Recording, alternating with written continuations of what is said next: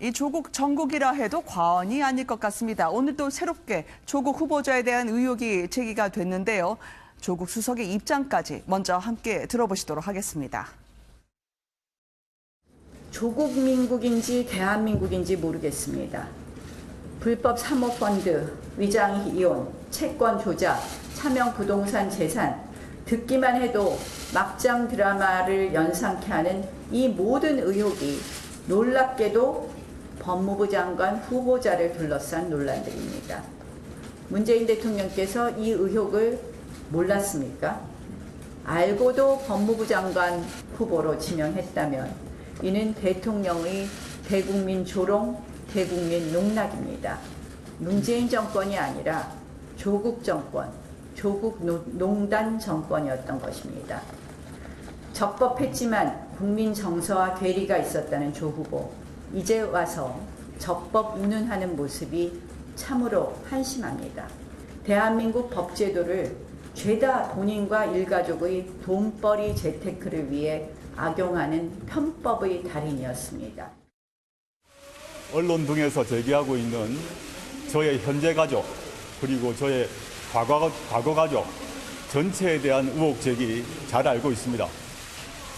고위공직자 후보로서 감당하고자 합니다.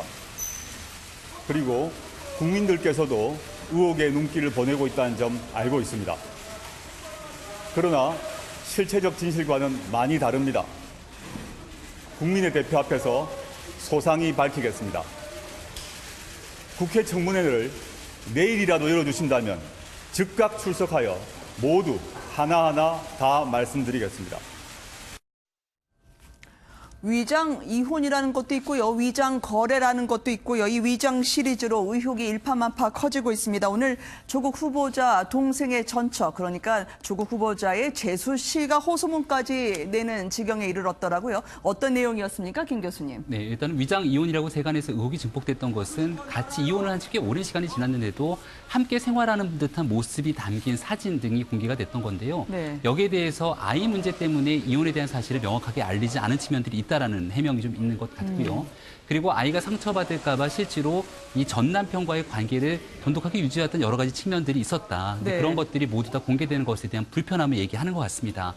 하지만 지금 현재 야권에서 줄기차게 의혹을 제기하고 있는 핵심적인 이유는요. 단순하게 조국 후보자 동생 부부에 대한 사적인 관계에 집중하는 것이 아니라 네. 이 이혼하게 됐던 경위와 배경을 바탕으로 재산이 조국 후보자 부부의 부동산 거래와도 같이 맥이 닿아 있고요. 그리고 조국 후보자가 과거에 이사로 재직했던 웅동학원에 대한 소송 문제도 같이 동생의 전 부인과 함께 이 모든 것들이 연결이 돼 있기 때문입니다. 따라서 네. 그들에 대한 이혼 문제가 진짜인지 아니면 위장 이혼인 건지 그리고 여기에 대한 매매가 적법하게 이루어진 매매인 건지 아니면 네. 야권에서 주장하고 있는 것처럼 원래는 조국 후보자의 부부의 명의로 돼 있는 그런 재산인 건데 명의를 이 조국 후보자 동생의 부인에게 돌려놓게 됐던 명의 신탁 혹은 위장 매매가 아니냐라고 하는 의혹이 제기가 되고 있는 상황이거든요.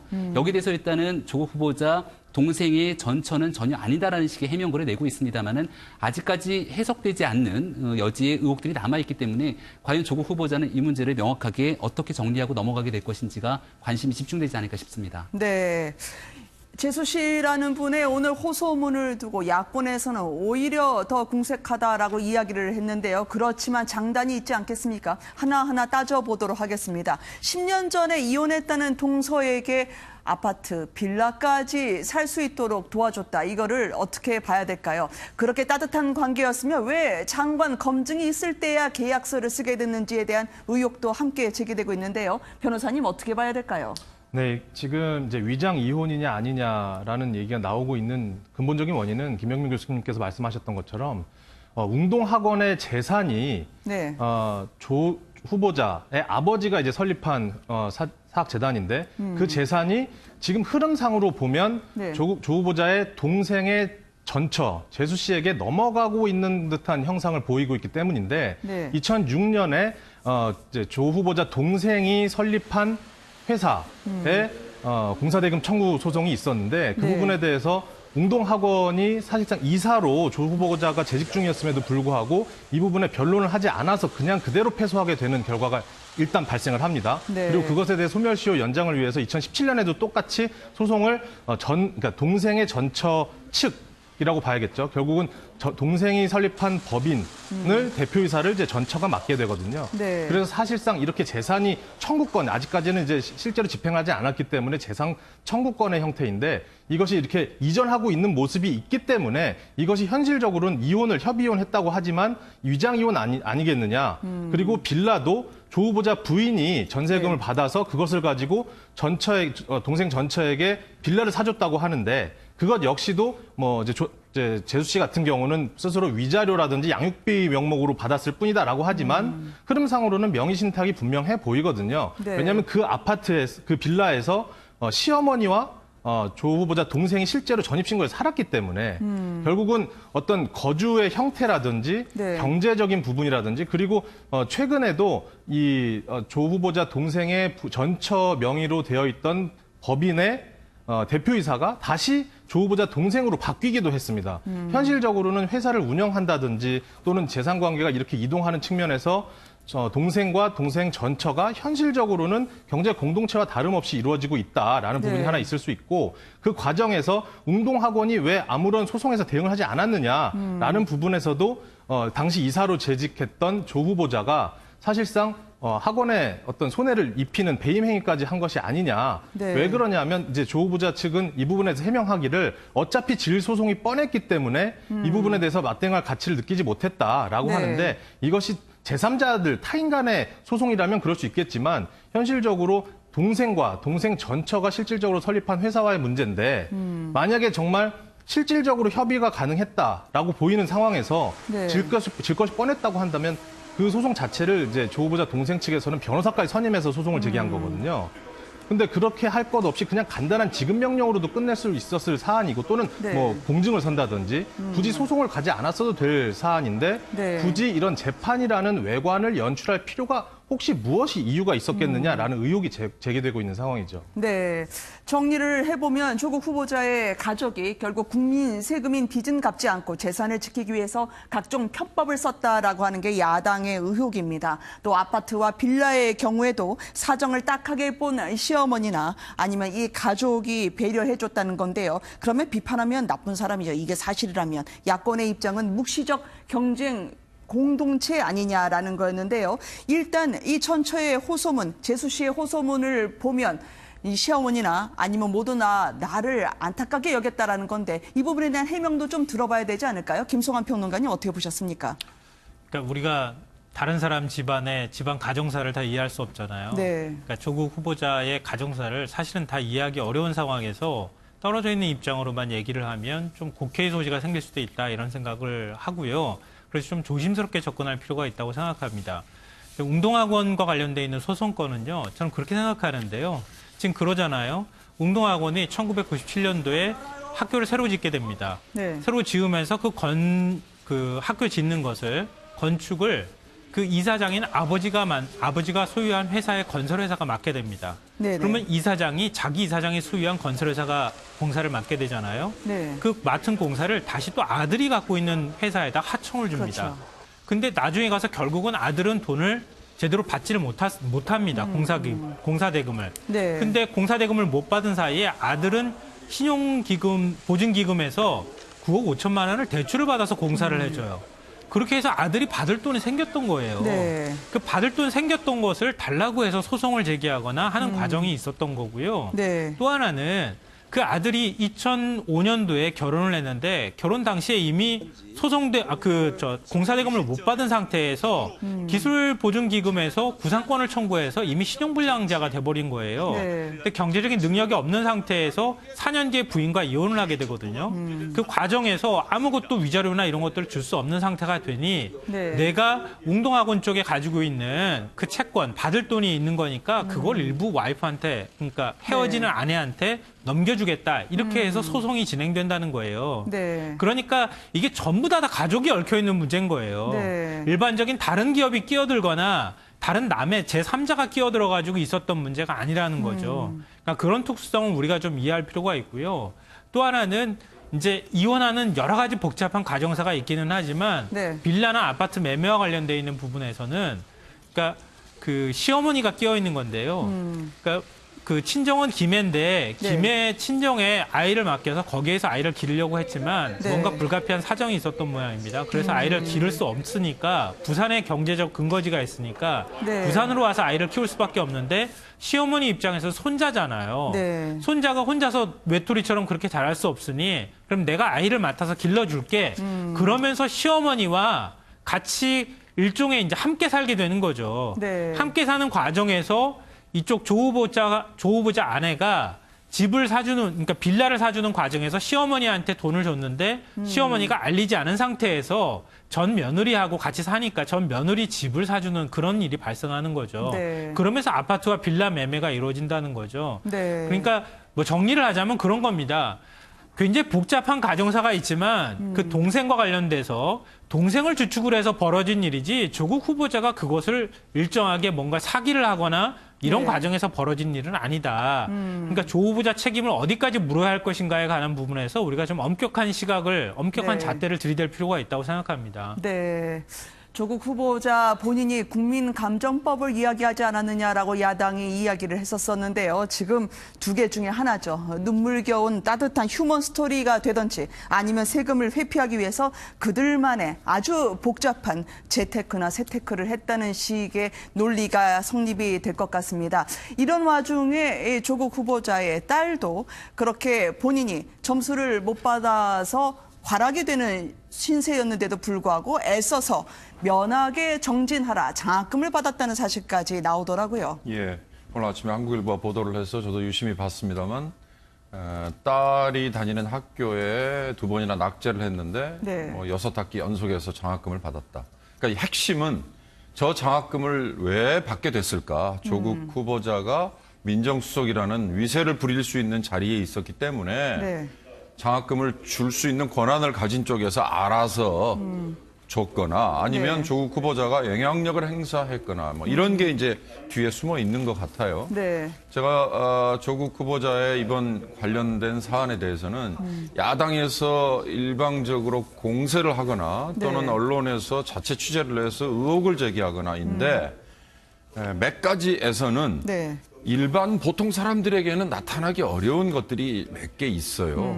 이를테면 자산 규모를 훨씬 뛰어넘는 사모펀드에 출자 약속을 했는데 그중에 네. 실제 출자는 얼마 하지 않은 거. 네. 오죽하면 야당에서 찾아내서 198명의 고위공직자 중에 사모펀드에 출자한 사람은 조국 후보자 한 사람밖에 없더라라고 네. 얘기를. 그런 부분은 굉장히 아프거든요.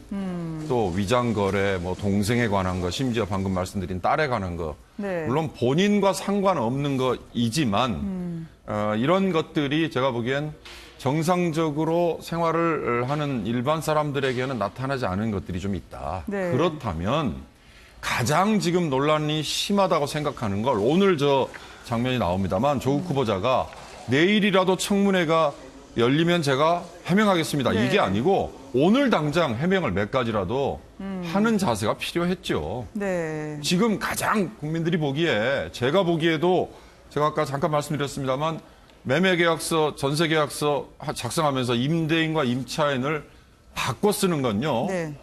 그런 경우가 많나요? 잦은 거래, 잦은 매매를 하는 꾼들은 가끔 그런 실수를 할 수 있죠.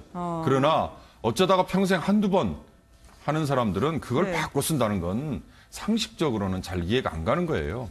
아니면 아주 급하게 서둘러서 하다 보니 미처 다시 검토를 못했거나 네. 이런 점들에 대해서 일반 국민들이 보기에 눈높이에서 좀 불편하다고 생각하는 거는 조국 후보자가 오늘 아침에 섰을 때 네. 내일이라도 청문회가 열리면 제가 해명하겠습니다가 아니라 오늘 당장 해명을 몇 가지 했어야죠. 네. 청문회 일정을 잡지 못하는 오늘 여야의 상황을 조국 후보자가 모를 리는 없었을 텐데 말이죠. 어쨌든 후보자 신분이긴 한데 사모펀드 윤경호 의원님께서 말씀 주셔서 여쭤보고 싶어요. 그게 진짜 돈이 되는 펀드입니까? 이 수석의 투자 어떻게 봐야 됩니까? 수석 당시의 투자인데요. 바로 저도 그런 점이 문제라고 봅니다. 그러니까 민정수석 신분에 있으면서 투자를 약속한 것도 문제고요. 그다음에 이제 사모펀드라는 게 사실은 지금 근 400조 가까운 시장이 형성이 돼 있고 또 일부는 감독으로부터 사각지대에 놓여 있는 것도 좀 있습니다. 네. 그러니까 이게 적법이냐 탈법이냐 위법이냐의 여부를 따지기는 사실은 힘들어요. 그리고 실제 처음에 의혹을 제기했던 것처럼 네. 증여나 또는 뭐 어떤 세금 뭐 탈루 뭐 이런 목적으로 활용이 네. 되기도 한다. 그거 알 수 없습니다. 조국 후보자가 어떤 용도로 그런 약속을 했고 실제 네. 10억 원의 돈을 출자를 했는지. 네. 그러나 그런 점에 대해서 제가 보기엔 문제가 바로 제기됐을 때 얼마든지 바로바로 설명을 할 수 있었다. 네. 그런 설명만 좀 하고 싶습니다. 네, 보통 사람들은 상상하기 어려운 기법이 동원됐다는 점에서 더 심각성을 갖고 있다는 말씀을 해주셨었는데요. 워낙 조국 후보자 같은 경우에는 아들과 딸의 펀드 가입도 과거 자신의 발언에 동물의 왕국처럼 어린아이에게 투자 그렇게 개입시키지 말라 하지 않았겠습니까? SNS상에서 소신 발언을 했던 게 결국 자신의 발목을 잡는 부메랑이 되지 않았냐라는 지적인 것 같아요, 교수님. 네, 2009년도에 본인이 썼던 저서에서 이런 내용들을 그대로 담고 있는데요. 네. 심지어 어린아이들에게 주식, 부동산, 펀드 등에 대해서 이런 것들을 이야기하는 것들에 빗대서 또 대한민국은 동물의 왕국이라고 얘기를 하지 않았습니까? 자식들이 지금 아들 한 명, 딸 한 명이 있게 되는데요. 아직 20대입니다. 그리고 경제활동을 하지 않고 있는 상황이고요. 여기에 5천만 원씩이 사모펀드에 투자할 수 있도록 하게 됐을 경우에 나중에는 결국은 절세 수단으로 활용될 수도 있다라고 하는 판단 때문에 본인이 얘기했던 내용들이 그대로 부메랑이 돼서 날아온다라고 얘기할 수 있는 것이고요. 네. 조금 전에 잠깐 윤경유 의원님께서 얘기해 주셨던 내용들, 특히 이 장녀 같은 경우는 의학전문대학원에 다니고 있는데 네. 여기서 장학금을 받았던 것도 형평성 문제에서 여러 가지 얘기가 나오고 있습니다. 두 차례나 유급을 했음에도 불구하고 200만 네. 원씩 총 6차례 1,200만 원의 장학금을 받게 되는데 이 장학금을 받게 됐던 다른 학생들을 조사해 보니까 여러 차례 받은 학생은 단 한 명도 존재하지 않았고 네. 한 번 받을 때도 150만 원, 100만 원에 불과했다는 얘기가 나옵니다. 근데 또 공교롭게도 이 장학금을 지급한 교수님 같은 경우에는 조국 그 후보자가 민정수석으로 재직하고 있던 그 시절 부산시장은 더불어민주당의 오거돈 시장인데 네. 더불어민주당이 부산시장에 임명하게 되는 부산의료원장이 취임하게 되거든요. 아직까지는 제기되고 있는 의혹에 불과합니다만은 과거 2016년에 있었던 정유라 최순실에 대한 국정농단 사건도 야권이 제기하는 이 의혹 공세로 시작이 된 거거든요. 그 당시에 네. 여권에서는 늘 이렇게 얘기했습니다.